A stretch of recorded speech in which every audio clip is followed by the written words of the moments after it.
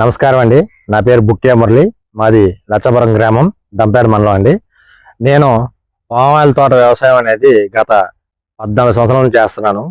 నాకు పామాయిల్ దిగుబడి మంచిగా రావాలని చెప్పేసి స్టార్టింగ్లో కొంత ఎక్కువ వ్యవసాయం పద్ధతులు నేర్చుకోవడం ద్వారా తెలిసింది.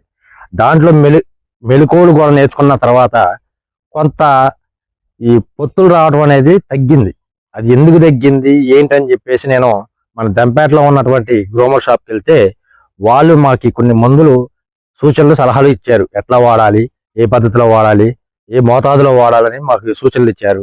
ఆ సూచనల మేరకు మేము పొత్తులు రావడానికి మాకు పొత్తులు చెట్టుకి ఆకులు ఎక్కువగా బలంగా ఉండాలి, పౌష్టికంగా ఉండాలి, గెల బరువులు మంచిగా రావాలని చెప్పేసి వాళ్ళకి చెప్పాం. ఆ విధంగా వాళ్ళు పోషకాలతో కూడినటువంటి ఎరువులు మాకు సజెషన్ చేసి చెప్పారు. అవి ఏంటంటే మనకి ఎక్కువగా భూ ఔషధ్ అనేది మనకి పొటాష్ కంటెంట్ ఎక్కువ ఉన్నటువంటి ఆర్గానిక్ ఎరువు ఇది. మనం నేచురల్గా మనం రెగ్యులర్గా చేసే పని ఏంటంటే మనం షాపులకి వెళ్ళి పొటాష్ ఉన్నటువంటి బ్యాగులు తీసుకుంటాం. ఇవి కెమికల్తో తోడవటం వల్ల మనం ఎప్పుడైతే ఈ వ్యవసాయ పద్ధతిలో వాడేటప్పుడు ఎరువులు ఇవ్వటం వల్ల ఈ ఏర్లు అనేవి దెబ్బతింటున్నాయి. సో అందుకోసం నేను భూ ఔషధికి ప్రిఫర్ ఇస్తున్నాను.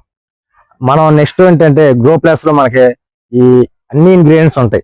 ముఖ్యంగా బోరాను, జింకు, సల్ఫరు, ఫాస్ఫరస్ ఉండటం వల్ల సమతుల్యత అనేది భూమికి స్వచ్ఛంగా అందుతుంది.